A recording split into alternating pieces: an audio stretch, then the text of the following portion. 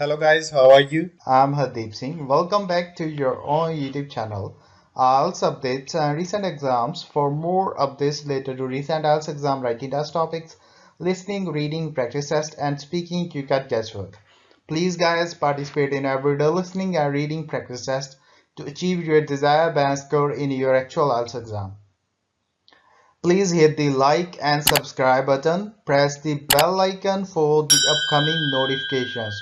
Don't forget like, subscribe and share my YouTube channel and my Facebook page, IELTS updates and recent exams. Part 1. You will hear a conversation between two people, a student and a professor. The student is talking to the professor related to his scores, which are not up to the mark. You have some time to look at questions 1 to 5.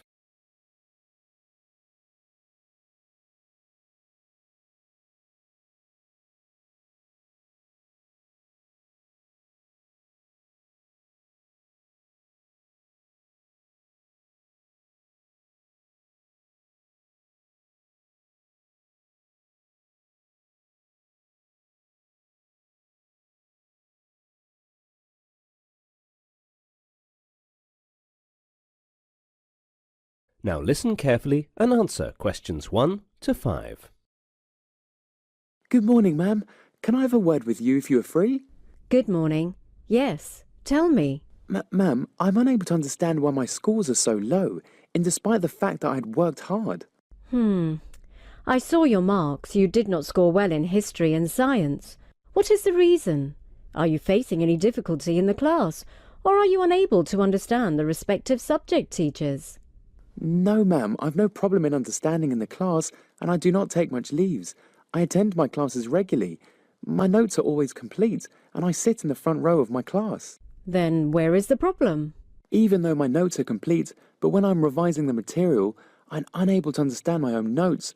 I feel I am lost. Now that's the problem. I think you just write your notes in the class without concentrating. I believe you should review your notes soon after your class gets over. You should not delay in reviewing. You may do it during the class break, which you get and make corrections, and if you fail to understand, then you can ask from the respective subject teacher during the next class. You will be able to seek all clarifications. Basically, you should be connected with your notes on a daily basis. Don't give a gap. Such kind of follow-up will make your learning more consistent and confident. That is a very nice advice. I will surely review my notes on a regular basis. And also, I would like to tell you that I feel tired in the evening. I face difficulty in concentrating while studying. You should make a timetable and then study. Take a short break after every 1 or 2 hours. Never study continuously for more than 2 hours. Take small time out, and very important is that you should sleep for at least 7 hours daily, as it keeps your mind and body healthy. Rest will help you in removing clutters in your mind. I just didn't know about that. I think I've been exerting myself. Maybe that is the reason all my efforts are giving me no results. I will listen to your advice and make a proper time schedule, which will include 7 hours of sleep daily. Thank you so much, ma'am. You are welcome. Take care of your health and wish you all the best. Now you will hear a conversation between the professor and the counsellor. Look at questions 6 to 10.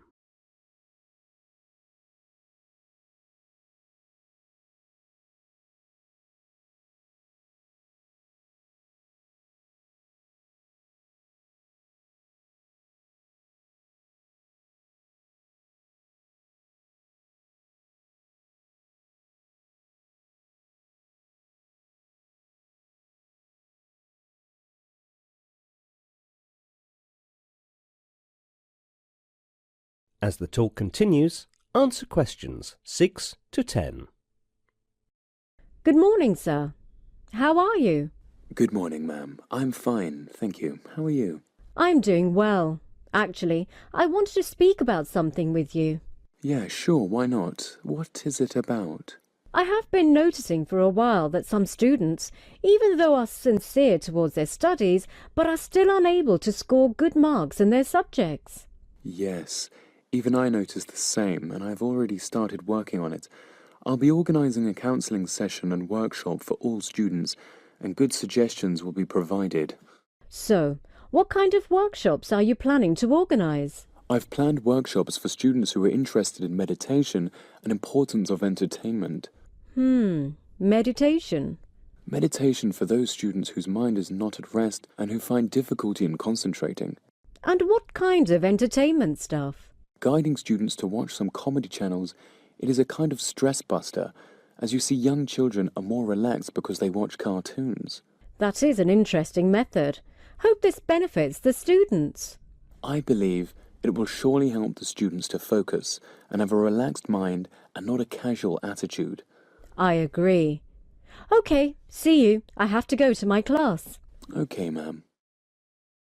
That is the end of part 1. You now have half a minute to check your answers.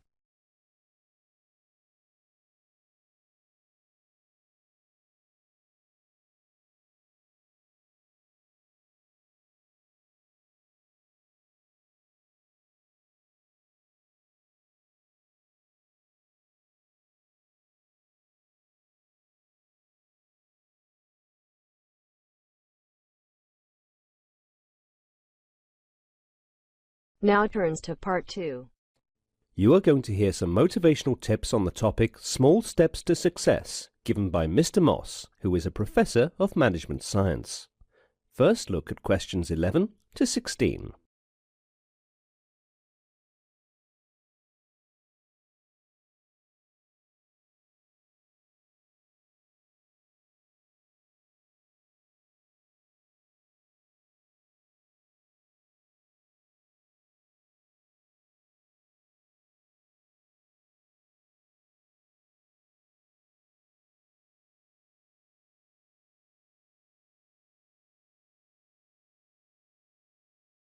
Now listen to the recording and answer questions 11 to 16. Too much success seems to come suddenly. When you observe others and what they have achieved, you usually don't appreciate what it's taken for them to get where they are. Ultimately, in failing to do this, you also fail to learn what it would take for you to attain the level of achievement and success. But if you take the time to truly think about it, you will find that success is usually only a small step away. Yet despite that, it eludes most people. It is always so near and yet so far. As a part of our military training in the Air Force, we were given a very demanding assignment.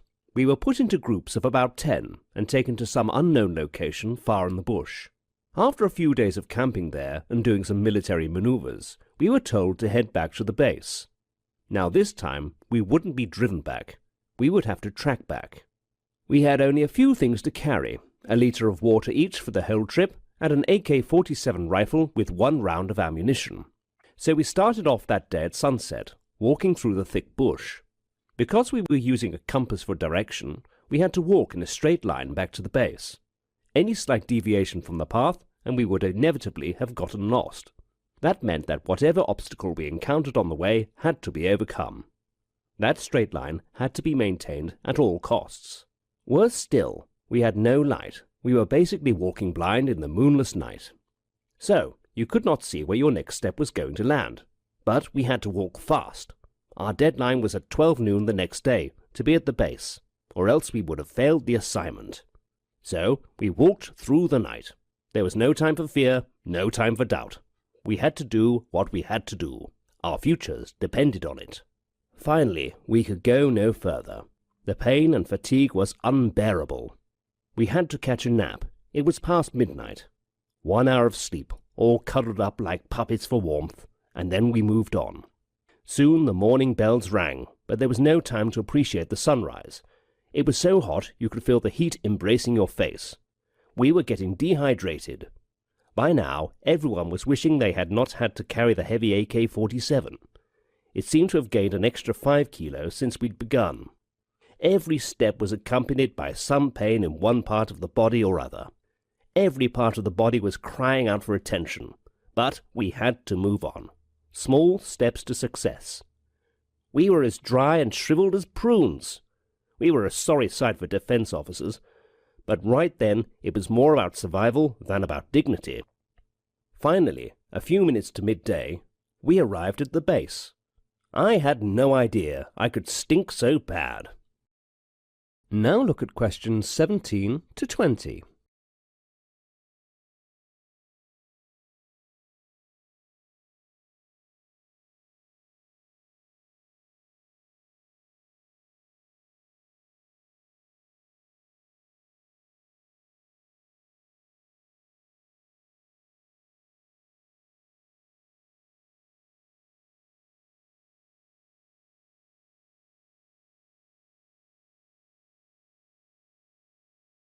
As the talk continues, answer questions 17 to 20.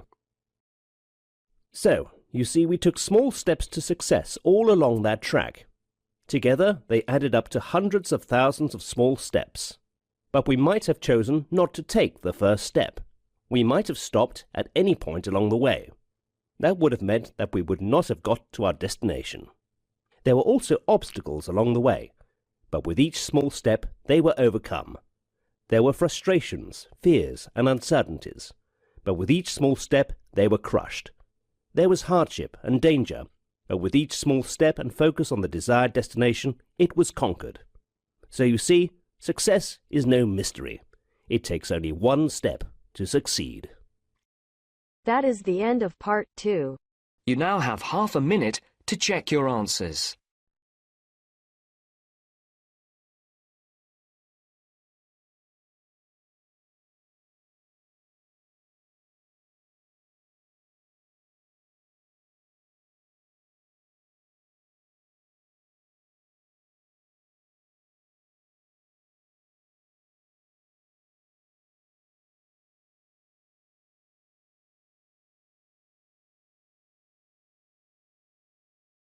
Now turns to part 3.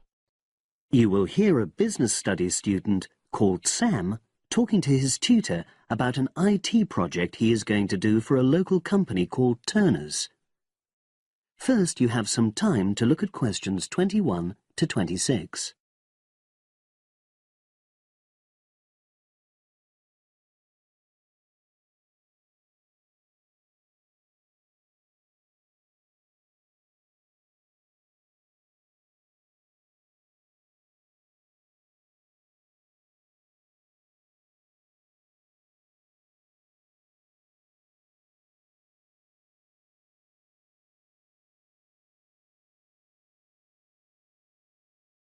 Hello, Sam. Come in and sit down. Thanks.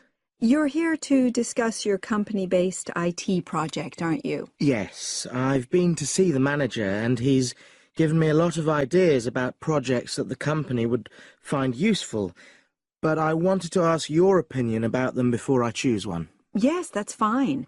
Now, this company's called Turner's, isn't it? That's right. It's a small engineering company. They make machine components for trade use. They're well established. They started in 1976, but they're a bit old-fashioned. Okay. And what kind of projects did Turner's suggest you could do for the company? Well, they want some improvements made to their customer database. The one that they've got at the moment isn't very useful in some ways. I had a quick look at it. That would be a very straightforward project, and it'd be simple enough to evaluate, but I don't think you'd get enough out of a project like that. You wouldn't learn anything new. Well, another project they suggested is to do with their online sales catalogue. At the moment, customers can look at their products, but they can't actually order them online, which must affect their competitiveness. But I said I thought it would take too long. It's quite a big task. You're right. It's too much for the time you've got. It's a pity, though. Then they want some help with their payroll system. At the moment, the way they calculate pay involves a lot of manual accounting. I suggested they could have a system where employees register electronically when they arrive and leave work, so the hours they do could be transferred automatically. I think you'd get a lot out of a project like that. It would extend your skills, but it wouldn't be too much to take on. A student did something similar a couple of years ago, but this is slightly different. Well, then they need help with their stock inventory. They do everything manually. Really? Yes, and it takes so much time. It's probably very inaccurate, too. An electronic inventory would probably be the biggest single benefit for the company. I'm surprised they haven't had it done before. I know. Then they wanted to improve their internal security. The manager had visited other companies where the staff use swipe cards to access various areas of the building. It sounded useful, but the trouble is I'm not really sure how to do it. Well, I think you're right in that assessment. At the moment, it's probably a bit beyond your level of knowledge. Is that all? Just one more. Customer service. They want to be able to collect feedback from their customers in a more systematic way. At the moment, it's a bit of a mess, and they probably lose business as a result. Would that involve you going to see customers at their own premises? Because in that case, you might have to do a fair amount of traveling, and that would incur expenses that haven't been agreed with these companies. I never thought of that. Well, it might not be a problem, but it's something that needs clarifying. Well, I hope that's been helpful in narrowing down the options. Yes, it has, thanks. I'll be able to make a decision now. But while I'm here, can I talk to you about coursework? Sure. Now you have some time to look at questions 27 to 30.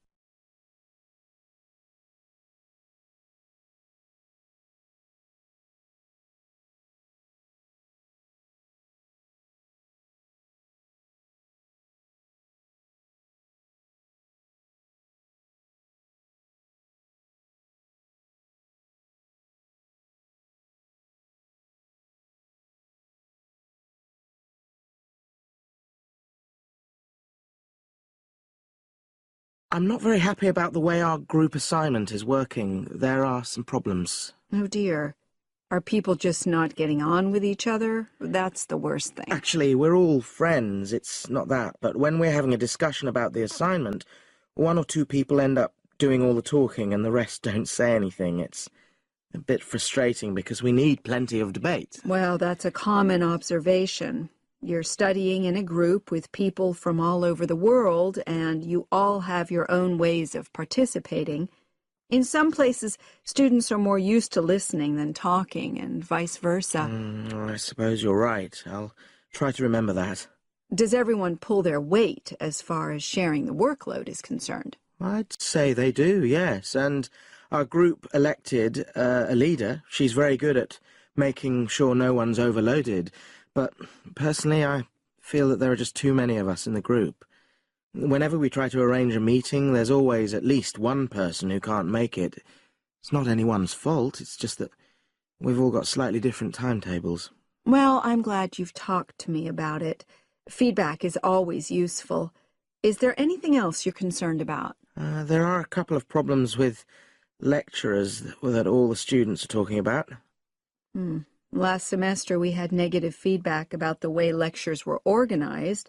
There were several occasions when the wrong room had been booked or the same room had been booked twice, that sort of thing. Is that still a problem? That hasn't happened at all as far as I know. Oh, good. It's sorted out then. But I don't know the reason, but some of the staff often turn up late, so we miss 10 or 15 minutes of our lecture time. It might be because they've been copying handouts for students. I think there's a queue for the machine sometimes. Well, I'll look into that. Thank you for telling me. Anything else? The other thing is that it can be very difficult to get to see a lecturer individually. They're all very supportive and friendly when you do manage to find them, but often they're not in their office, even at times when they're meant to be available for consultation. Okay, that's helpful. Now, before you leave, That is the end of part 3. You now have half a minute to check your answers.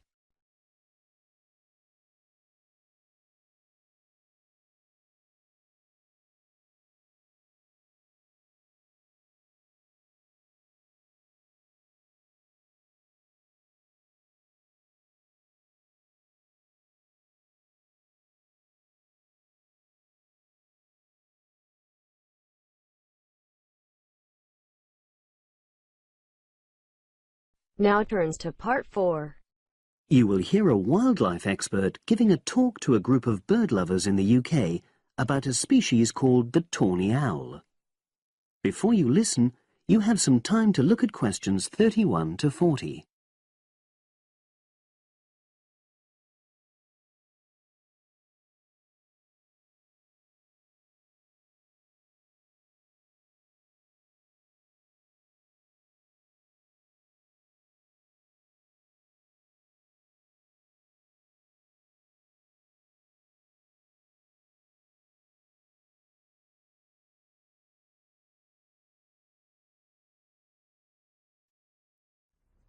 Good evening, everyone. You're all likely to be familiar with pictures of the tawny owl. Because of all the owl species in the UK, it's actually the most common one. But the chances are that you're more likely to have heard one than actually seen one, as it's also strongly nocturnal. This means that it normally ventures out at night. So, what kind of habitat does the tawny owl prefer? Well, a survey carried out in the 1980s confirmed that this owl is most likely to be found in woodland. If you look at a map of tawny owl distribution across Britain, you'll only see gaps in the treeless marshy areas of eastern England and in some of the more upland parts of northwest Scotland. However, you can sometimes find populations of tawny owls in urban areas too, either in parks or in large gardens. The tawny owl shows some obvious adaptations to its natural habitat. For example, both its wings and its tail are short, which helps it to maneuver through the trees. Also, the bird's plumage is a mixture of brown and grey, and this provides suitable camouflage for when the owl perches up against a tree trunk. Then there are its large eyes. The tawny owl's visual capacities are considerably better than those of humans, and although it can't see in complete darkness, it's sufficiently well equipped to be able to navigate its way around woodland on all but the most overcast nights. Another factor that contributes to the tawny owl's success as a hunter is its excellent memory of the layout of different areas. If you combine this ability with the owl's strongly territorial and sedentary nature, most populations of tawny owl are sit-and-wait predators, you realize that it has a good opportunity to predict where prey might be found. Finally, as well as having large eyes, the owl's sense of hearing is excellent, and this helps it to locate potential prey as it sits on its perch. Turning now to the tawny owl's diet. Woodland tawny owls feed mainly on mammals, especially small ones, such as wood mice and bank voles. But they'll also take things like frogs or bats, or even fish, if they happen to be available. In urbanized landscapes, the owls seem to prey more on birds. So there are some differences there. Let's just look briefly now at survival rates in the tawny owl. Young tawny owls face a difficult time once they leave home, and 2 out of every 3 are likely to die within their first year. So, with such high mortality levels, it's a good job that established breeding pairs can produce young over a number of seasons and maximize their chances of passing their genes on to the next generation of owls. I've already mentioned the sedentary nature of the tawny owl, but it's not just adult tawny owls that are sedentary in their habits. Young birds, dispersing away from where they were born, rarely move far. The average distance is just 4 kilometers. There also appears to be some reluctance to cross large bodies of water. The owl is absent from many of the islands around our shores, with only occasional sightings in Ireland and the Isle of Wight off the south coast of England. Right, well, now I'll show you some photographs that have been taken in 1 or 2 of the... That is the end of part 4. You now have half a minute to check your answers. So guys, don't forget like, subscribe and share my YouTube channel and my Facebook page, IELTS updates and recent exams. For more updates related to recent IELTS exam writing test topics, listening, reading, practice test and speaking, you got guesswork. Please guys, participate in everyday new IELTS listening and reading practice tests to achieve your desired band score in your actual IELTS exam. For more IELTS material, visit my official website www.ieltsupdatesandrecentexams.com. The link is given below in the description. If you need PDF files of latest IELTS material, then please join my Telegram channel. So guys, please write your score below the comment section. Again, thanks for listening. God bless you all guys. Stay tuned, stay safe.